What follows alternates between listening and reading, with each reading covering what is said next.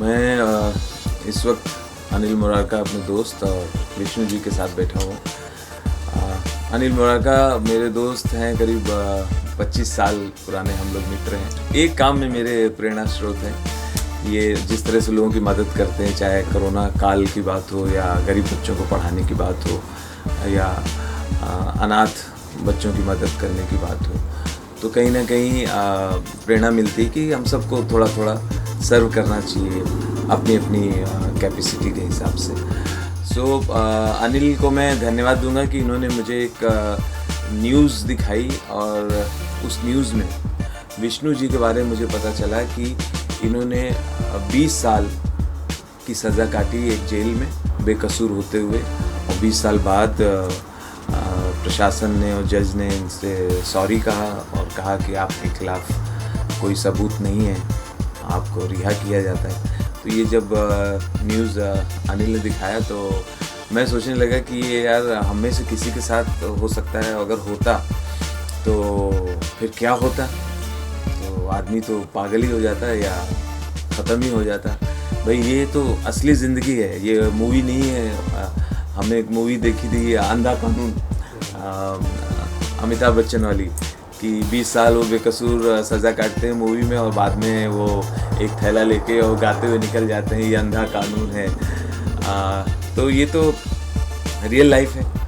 तो हमें ऐसा लगा कि सरकार तक तो हम बात पहुंचाएंगे ही, लेकिन सरकार की अपनी एक प्रक्रिया है, वहाँ पर्टिकुलर एक आदमी को देने के बजाय उन्होंने पूरे नियम बनाने होंगे, फिर वो शायद देखेंगे इनकी तरह और ऐसे कितने केसेस हैं, तो थोड़ी सी लंबी प्रक्रिया है। तो मैंने सोचा कि हर चीज़ हम सरकार की तरफ क्यों देखें बार बार, छोटा छोटा तो हम भी कर सकते हैं। तो फिर हमने तय किया कि ये मैं इसको अपनी तरफ से छोटी सी एक भेंट दूंगा, एक आर्थिक भेंट दूंगा, ताकि ये कोई अपना छोटा मोटा व्यवसाय उससे आरंभ कर सकें। जैसे कि इनको, आपको खाना बनाने का बहुत शौक है ना, खाना बनाने की आपको प्रैक्टिस है। खाना बनाते थे, मैं जेल में भी आप बनाते थे? हाँ, वहाँ काम करते थे, उसमें मेस में वहाँ रोटियाँ बेलते थे। और कितनी रोटियाँ बेलते थे रोज? 3000 रोटियाँ बेलते थे सर जी। 3000 रोज? रोज की? हाँ, रोज की 3000। तो वहाँ इस तरीके से इतने गुल्ले आते थे, और मतलब वो आटे के गुल्ले जो होते हैं वो बेलन से बेले जाते थे, और भी बेलकार होते थे कुछ लोग जो हमारे साथ बेलते थे। अच्छा। तो 3000 बेलने पड़ते थे कि 1500 इस टाइम, 1500 शाम के टाइम। अच्छा। हाँ, बस। नहीं, जेल जाने से पहले भी कुछ खाने बनाने के काम में थे या कुछ? हाँ सर जी, बिल्कुल। कुछ माँ का हाथ बटवा लेते थे। माँ अकेली थी, हम 5 भाई थे, तो और सब नहीं, हमने उसमें न्यूज़ में देखा कि आप चाहते हो कि आप छोटा मोटा ढाबा खोल पाओ। हाँ सर जी, बिल्कुल। अपना कुछ मतलब जीवन बिताने के लिए अपना कुछ तो ऐसा काम तो करना ही पड़ेगा। अब वो ज़मीन तो ज़्यादा रही नहीं, मकान भी नहीं रहा, सब ध्वस्त हो गया। तो बस आप लोगों का योगदान और सहयोग, आप जैसे महान आदमियों को जो हर पल गरीबों की सेवा में आप हर पल खड़े रहते हैं, और हमें भी आपने सहयोग देने के लिए आपने यहाँ बुलाया, तो बहुत बहुत धन्यवाद हम लोग आपको कहना चाहेंगे कि आप। नहीं, आप अच्छे आदमी हैं, और हमें बहुत दुख है कि हम आपके ये 20 साल के कष्ट को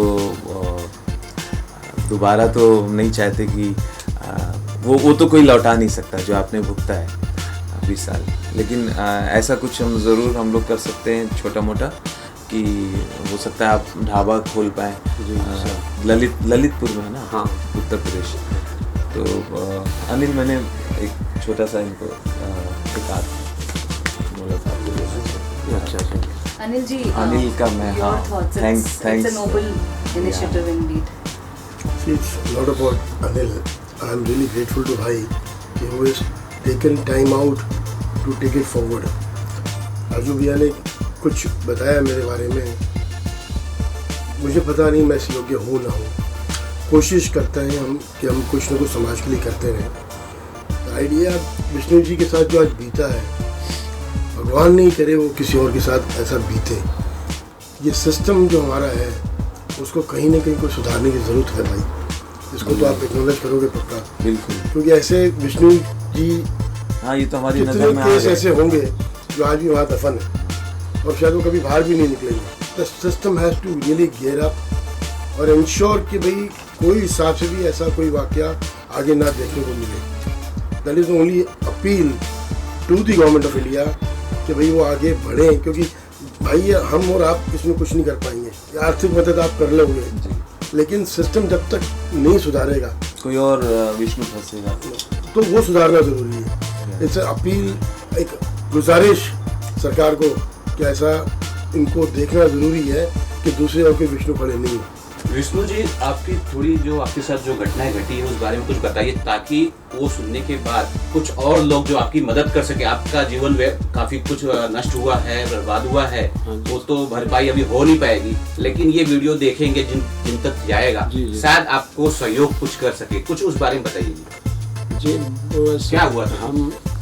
हमारे यहाँ खेती का काम होता था और गाय भैंसें भी थी, तो बस उसकी ज़मीन भी हमारी ज़मीन से लगी हुई है, वहीं नहर के बिल्कुल करीब में।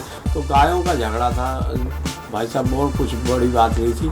और बस उस टाइम उन लोगों ने पता नहीं किसके कहने से या किसने उसको जो भी सिस्टम बना हो उनके कैसे वो हुआ है, उनने इस पैसा के खातिर बस ये केस को मतलब लगवा दिया और उन्हें पैसा मिला। ASTX में उन्हें अच्छा रुपया मिला और 376 में जो रुपया मिला वो उनकी बस भगवान मालिक है, उनका क्या बस हुआ।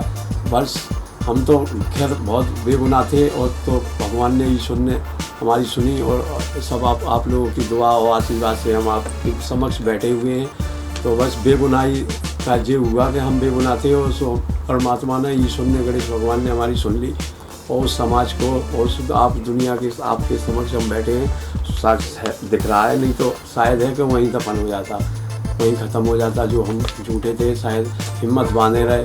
वैसे रहा कभी तो एक समय ऐसा आएगा कि हम बाहर जाएंगे और उस समाज को, दुनिया को दिखा पाएंगे अपने भारत को, जो आज सबके समक्ष आप लोग ले रहे हैं तस्वीरें और जो जिंदा बैठे हुए हैं।